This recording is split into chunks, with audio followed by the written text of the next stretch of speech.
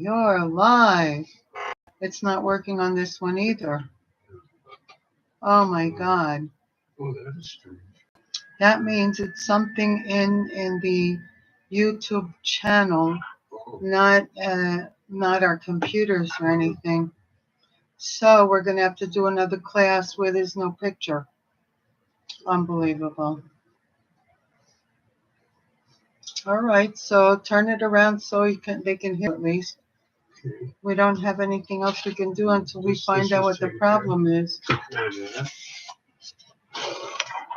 My God, help. I don't know why it's not. It's something to do with this for some reason.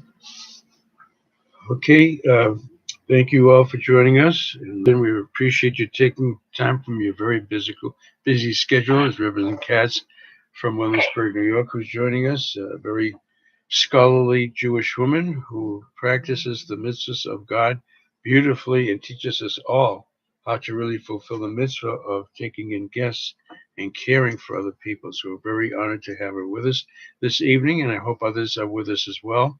We're having our different computer challenges, but that doesn't stop us from teaching Torah. We have discussed in the weeks that have passed that certain Shabbosos, certain Sabbaths, have a special subtitle besides being the Shabbos, for instance, this week of Parsha Tzav, the second portion of Leviticus, the third Chumash of the Torah, besides being Shabbos Parsha Tzav, in which we will read that portion in the Torah and talk about it, it's also Shabbos Parsha Porah. So I have to take a couple of minutes to speak about that even first. The word Porah means a cow, and one of the very most mysterious commandments that we have in the Torah is that of the Porah Aduma, in which when we have the Holy Temple, and we'll hope to have it very, very soon, we see the world is in utter chaos. There's tremendous threats against our beloved land, the land of Israel. God is saving us. He is helping us. Each day, thank God, there's an amazing, miraculous progress. I hope people realize that this doesn't normally go this way, that you make progress every day. Thank God. You have your good days in a war, and God forbid it doesn't go. God forbid it goes the wrong direction.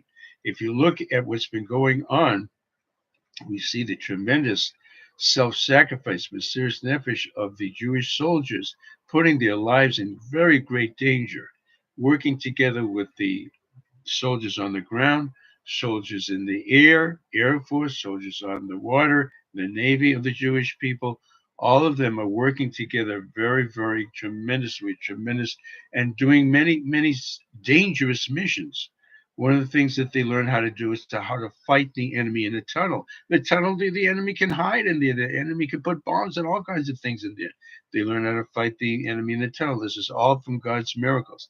They learned also to do another very dangerous, dangerous thing, to go in the middle of the night and sneak into these headquarters of the Hamas, completely surprise them, totally surprise them.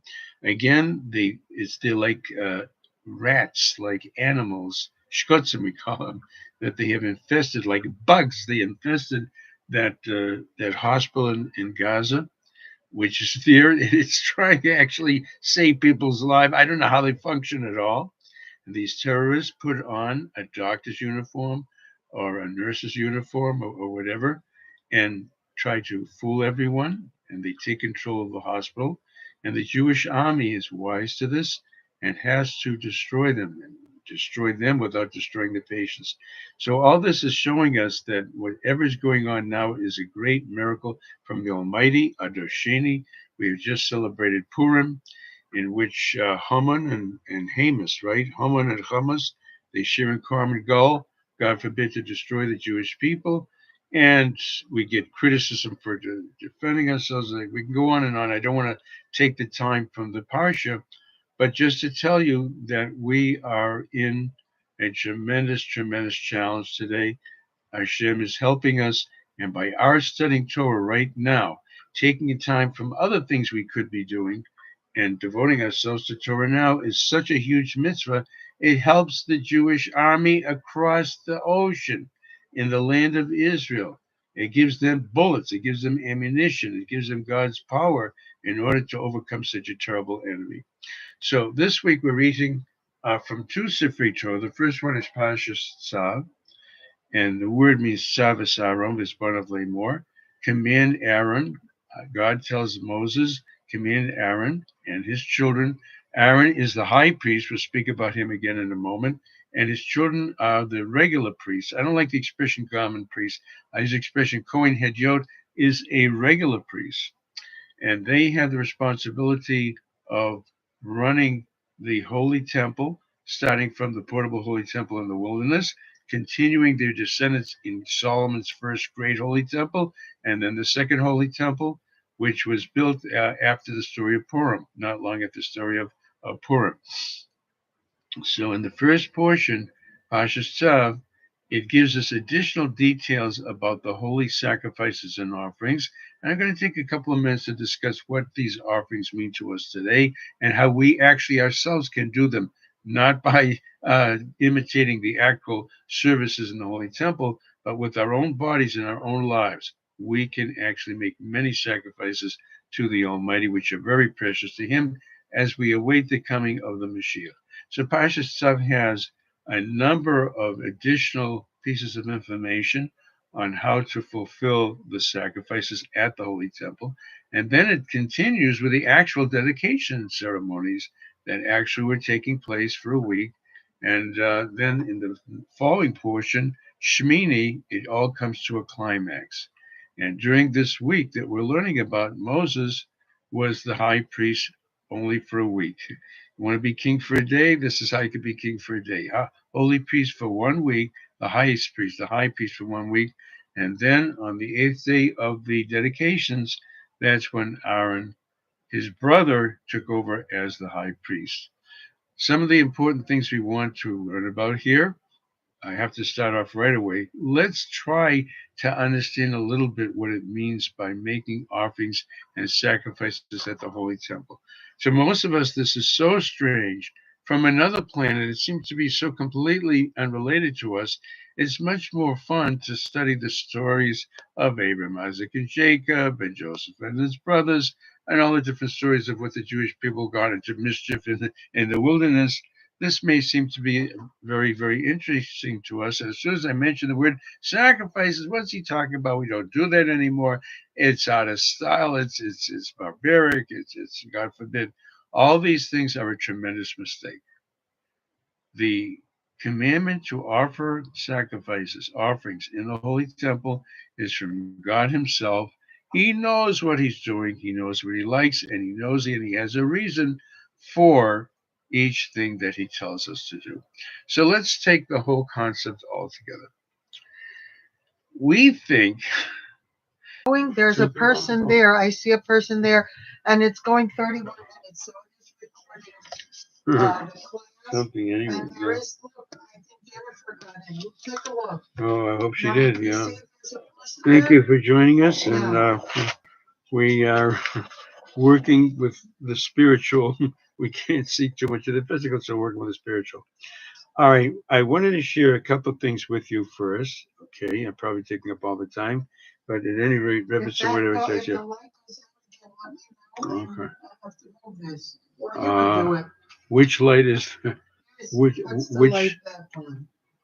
which light am I looking for? There's different lights on the screen. I don't I'm know saying, which is the one that well, the screen went black. you know. If it does, if God forbid it does go out again, you just move that. I see no picture the entire time. This Right, picture. but that's the problem. It doesn't seem to be from the computers. The Okay. picture's not there because something in the YouTube. Okay.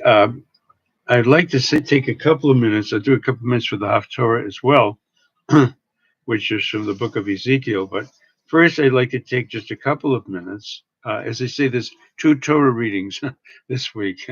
I need 10 classes to do all the learning. The first Torah reading this Shabbos is Parsha Tzav, which I've been trying to say is giving us more details about the different offerings. And I mentioned that when an offering, an animal is brought on the altar, in the holy temple. First, it was slaughtered the same way that we slaughter an animal in order to eat it. But here it's going on God's table, not our table.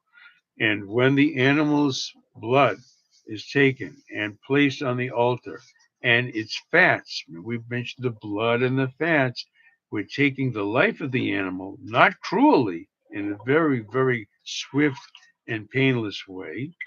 We take the blood of the animal, put it on the altar. We take the fat of the animal and burn it on the altar, etc. We had just spoken about this idea that God sent the fire. God sent the fire from heaven. He sent the fire from heaven in the holy temple to burn up the sacrifices to show his appreciation of what we are doing with ourselves, our own lives. We're making sacrifices of our animal soul, making ourselves be a decent person, a good Jew, as well as we just explained. And when we make these offerings in the holy temple, I start to say that the animal also has a soul. That soul is returned to the Almighty, where it came from, part of God's holy chariot, to the angels in heaven, and that pleases the Almighty. Don't ask me why. There's many commandments we don't understand exactly why. But when we do what we're supposed to, and the Kohen, who's the rabbi of the Holy Temple, he brings our offering that gives the Almighty tremendous enjoyment, and he sends down to us a great blessing, a tremendous blessing. And when you and I make sacrifices that we can with our time, with our energy, with our body, with our money, that also goes up to the Almighty and pleases him greatly, and he sends down to us a tremendous blessing. And we need a tremendous blessing of help to save the Jewish people in Israel and all over the world. Take a look on the right-hand side. Yeah, Do you see that's called a chat? yeah. And everybody's writing you little messages there. Do you see Okay, that? thank you all for listening. They're all the We people that are in appreciate, the class right now. yeah, having bad, one wrote that is having a bad connection. We apologize for all these things, and we wish the Almighty to help us solve them. And we need a professional recording studio. Some of the videos have a professional. I see this big giant microphone and everything. Well, we need that too. Anyway, let me just share with you, just for a moment or two, that the high priest, the Kohen Gadol, he's the holiest of all the priests. He's the only one who can do the service on the Day of Atonement, Yom Kippur. And he has special responsibilities, special restrictions, and special holiness. Well, you'll find it interesting. His whole life of being high priest requires that he bring an offering every day at the holy temple, half in the morning and half in the evening. Why does he have to do this? In a regular priest, one who's not the high priest, the day that they begin serving in the holy temple, that's their day of consecration, dedication. They bring it once, but the high priest has to bring it every day. So let's see a couple of reasons why. This is all very inspiring. Don't forget that the high priest is the holiest Jew. He is supposed to be a saintly Jew and a person with tremendous scholarly Torah learning, a person who can inspire the entire nation of Israel. We're not speaking about a very plain person at all. The high priest's offering, as they say, was an encouragement to people who have unfortunately failed in sin, that they too should come forward and bring an offering to ask for forgiveness for their sins. When they see that even the holiest Jew, the high priest, asks for forgiveness and brings an offering to God, they admit their mistakes and don't hesitate because of embarrassment. There's usually a very much big problem that, correcting our mistakes and our bad habits is one thing, right? That takes work too. At the same time, the embarrassment of having done certain things is absolutely incredible, absolutely amazing. The high priest's offering was the type of offering, listen to this, that's usually brought by a poor person. If you're a wealthy person, you go and bring a beautiful, beautiful animal, a beautiful bull, a beautiful cow, nice and fat and beautiful and everything. And of course, it's an expensive thing. Or a sheep, or a goat, or at least even a pair of birds, right? Even a bird. This offering from the high priest, by the way, they have to make him rich. Not that he needs to be rich, but this is out of respect to the high priest, that everybody sees to it that he's got lots of everything. This is out of honor. It's out of prestige. It's not out of selfishness that he's going to go and buy himself a Cadillac. So he brings not a fancy, expensive offering, but an offering that's made out of two ingredients, flour and olive oil. This is normally brought by a person who can't afford a fancy sacrifice. And therefore, the person who doesn't have money can't donate $1 million to the synagogue. Can't even donate $10. Maybe they can do a quarter or 50 cents. They should not be ashamed to offer their gift to the Almighty. A sacrifice is a present. It's a present to the Almighty. It's not important how much it's worth. It's not important how much it costs. What's important is what's inside the person's heart. And who shows this? The high priest could bring the fanciest sacrifice possible, make the biggest donations possible. This daily sacrifice of his is the same type of thing that a very poor person would be able to afford, a little flour and a little oil. That's all he could do. That's another beautiful lesson. And then Hashem taught us a beautiful lesson with regard to the sin of the golden calf. And instead of punishing us all at once, God forbid, and eliminating us, what he decided to do was just to pay it off. I use the expression the installment plan when you buy a home or when you buy a car, something of that nature, and you can't pay for the whole thing at once. It's split up into installments, into payments. I know the computer's doing funny things there. I don't know what to say or do. So the Kohen Gadol, who is taking over. As we, Zayka Bench, God bless you. Thank you, Rabbi Sam, for joining us as well. And thank you, Hashem, for recording the class, at least on the audio. There was 51 minutes and 45, 46, 47. It's still running. And whoever's on there, I see there's a number one up there. So if Jennifer, if you, let me see who's on the thing there. Kimberly, I'm sorry? Me, I'm on there. Oh, okay. So I see Sarah, Esther. Wow, there's a new lady there. And Kimberly and Sarah, Esther. What did she write? Trying to correct. And it's still loading, having a bad connection. Yeah, no, it's not the connection. It's something to do with the YouTube itself. Because we tried to open up the class on both different computers and the same thing happened. So it's coming through the YouTube, whatever it is that's stopping the video. And I'm going to go to the Walmart electronics tomorrow and find out if they know something I don't. And see if we can fix that, at least for the class tomorrow, no? But I think it recorded at least the audio, so you can look it up on our channel and listen to whatever parts you didn't get, because it did start recording at least from the beginning of the class. Got it? Yeah? Yeah, I got it. Okay, sweetie.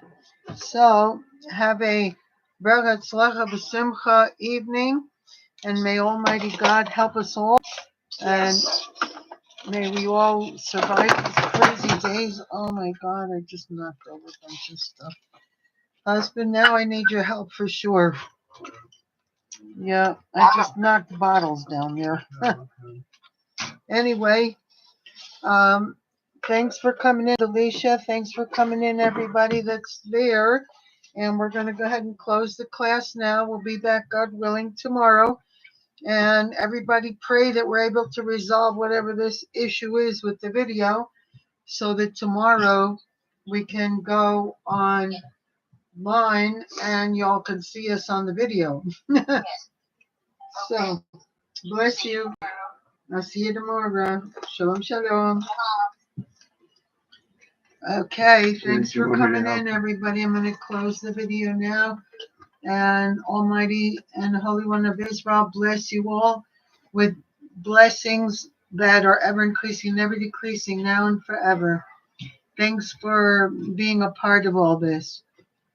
Zygaben, Shalom, Shalom, Sarah Esther. Thanks for coming in.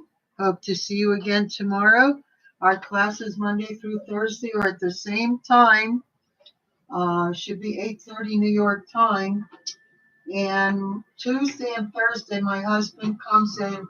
He's a rabbi. He teaches for the first like half hour, whatever it is, and then I come in. Today he took over the whole thing because I've been having challenges between the phones and the internet. I don't know what's going on, craziness. And this is not a normal thing. So, Almighty bless you, keep you, and make his face to shine upon you, and keep you in perfect peace. Shalom, shalom. Until tomorrow. Last name. Please take care of the